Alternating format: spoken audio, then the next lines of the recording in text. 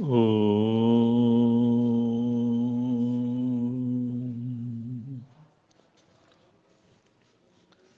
परमेष्टिनमस्कारं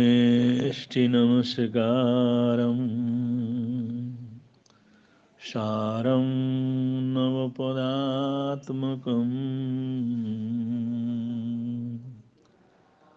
आत्मरक्षाकरं वज्र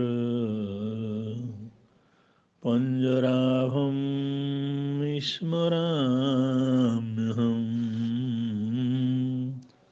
पञ्जराभं स्मराम्यहम्।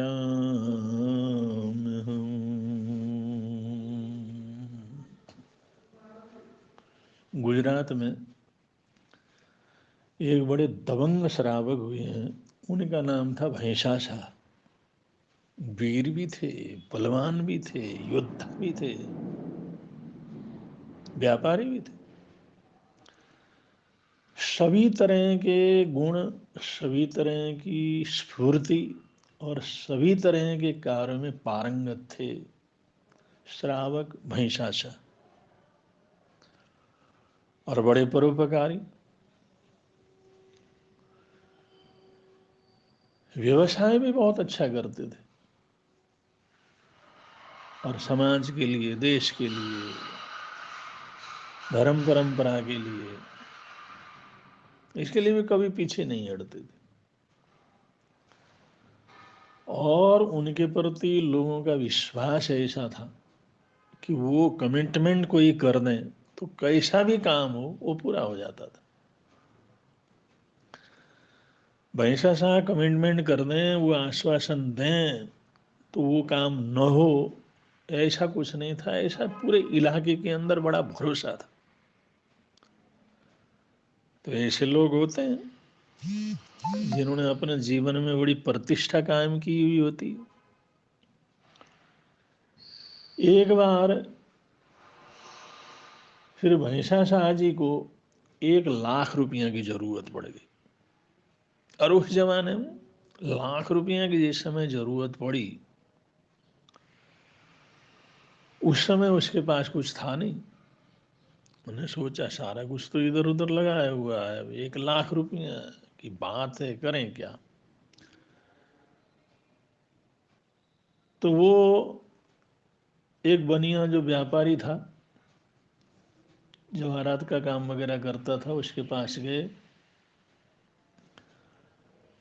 और उन्होंने जा कर के कहा भाई मेरे को 1,00,000 रुपया दे दो, 1,00,000 रुपया की ज़रूरत है और अभी आवश्यक है उसकी, और आप दे सकते हो। वो बनिया थोड़ा सा घबरा गया। उसने कहा साहब, 1,00,000 रुपया तो दे सकता हूँ, लेकिन उसके लिए हमारी जो परंपरा है इसमें लिखत पढ़त कर लेते हैं, कागज़ बना लेते हैं, और क्योंकि हम इसी तरह से लेन देन वगैरह कर लेते हैं, आप या तो लिख करके दो या हम लिख करके देते हैं, उसमें अपना दस्तखत वगैरह कर दो जिससे आपको पैसा मिल सके। भैंसा शाह ने कहा, मूँछों में ताव दी। उन्हें कहा बनिए, इस इलाके के अंदर हमारे को तो नहीं जानता और हमारी कमिटमेंट को तो नहीं जानता, हमारी कमिटमेंट क्या होती है और हमारे प्रति पूरे इलाके के अंदर लोग कितना भरोसा रखते हैं, कितना विश्वास रखते हैं, ये कभी भी किसी से पूछ लो। चाहे किसानों से पूछ लो, चाहे साधारण मध्यम वर्गीय लोगों से पूछ लो, चाहे व्यापारियों से पूछ लो, मुझे बड़ा अफसोस होता है कि आपका मेरे साथ कोई परिचय नहीं हुआ, कोई व्यवहार नहीं पड़ा। आज आवश्यकता हुई तो मैं तुम्हारी दुकान में आया हूँ। उन्होंने कहा मुझे लिखत पढ़त की कोई ज़रूरत नहीं। उन्होंने अपने मूँछों में ताप दिया और एक मूँछ का वाल उन्होंने उखाड़ा और उखाड़ करके कहा, ये लो, ये भैंसा शाह के मूँछों का वाल है, इसको साधारण मत समझो। ये भैंसा शाह के मूँछों का बाल है, अगर इसकी बोली भी लगाओगे ना, तो बोली भी लगाओगे तो 5 लाख से ऊपर चली जाएगी। ये तुम रख लो, गिरवी रख लो, एक हमारी मूछ के बाल को गिरवी रखो और लाख रुपये मेरे को दे दो। भैंसा शाह की बात और उनका आत्मविश्वास, उसने सुनाता था लेकिन आज प्रत्यक्ष उनके दर्शन कर रहा था, उनकी बातों को सुन रहा था। उसने उस मूछ को रखा और 1 लाख रुपये गिन करके उसको पकड़ा दी कि ठीक टाइम पर मैं तुम्हारा पैसा लाऊंगा और अपने मूछने की बाल को यहाँ से मुक्त कराऊंगा। धन्यवाद, तुमने हमारे ऊपर भरोसा की। ये कोई साधारण चीज नहीं है, भैंसा शाह की मूछों का बाल है, संभाल के रखना।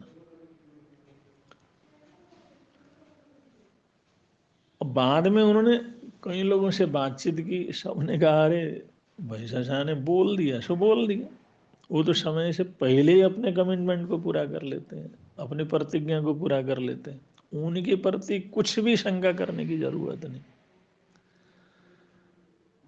जब लोगों के मुखारविंद से उनके व्यवहारिकता के, उनके जीवन की घटनाओं को सुना तो व्यापारी बनिया वो भी बहुत प्रभावित हुआ। तो ये उस समय लोगों में भरोसा कितना था, विश्वास कितना था, अपने बात के कितने पक्के थे और अपनी बात के लिए वो कितने मजबूत रहते थे। ये हमारे देश के धंधे का, भरोसा का, सामाजिकता का एक मापदंड था। इस मापदंड को और इस हमारी सनातन संस्कृति को, इस हमारी सनातन परंपरा को प्राण जाए पर वचन न जाए, इस प्राचीनतम परंपरा को विदेशी आतताइयों ने, विदेशी दुष्टों ने हमारे देश के अंदर तोड़ा, घूसखोरी प्रारंभ की, झूठ को प्रारंभ किया, फूट डालो और राज करो ऐसी नीति यहाँ पर प्रारंभ की। ये सब हमारी सनातन परंपरा की चीज़ नहीं है। यहाँ तो एक दूसरे के प्रति ऐसे भरोसे के साथ, ऐसे विश्वास के साथ हमारा देश और हमारे देश के लोग चलते थे। आज ये भरोसा टूट गया। आज हमारी ये वाचिक संयम, मानसिक संयम ये टूटी हुई है।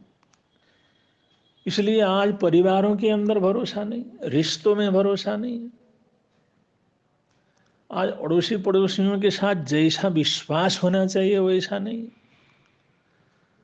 हमारा मित्र या हमारे अपने लोग, उनके ऊपर हम आंख मूंद करके भरोसा नहीं कर सकते।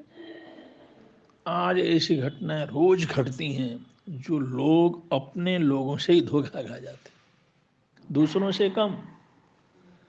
अभी तो हालात ऐसे हो गए, दूसरों से कम अपने ही भरोसेमंद लोगों से लूटे जाते हैं, अपने विश्वास पात्रों से लूटे जाते हैं, अपने नजदीकी रिश्तों से लूटे जाते हैं और उन्हीं से धोखा खा जाते हैं। और ये ऐसा धोखा रहता है, ये ऐसा काम रहता है जिससे इंसान का दिल पूरी तरह से जल जाता है, न तो कह सकता है न वो सह सकता है। लोग तो सोचते हैं बड़े अच्छे लोग हैं, बड़े खानदानी लोग हैं, बड़े परिवार के लोग हैं, संपन्न हैं, लेकिन उनके दिल का दर्द इतना भयंकर होता है, न तो उसको सह सकते हैं न उसको कह सकते हैं। ऐसी विपदा के अंदर जीते हैं, क्योंकि अपनों से धोखा खाया हुआ आदमी बहुत तकलीफ में जीता है। विश्वास पात्रों से विश्वासघात किया जाता है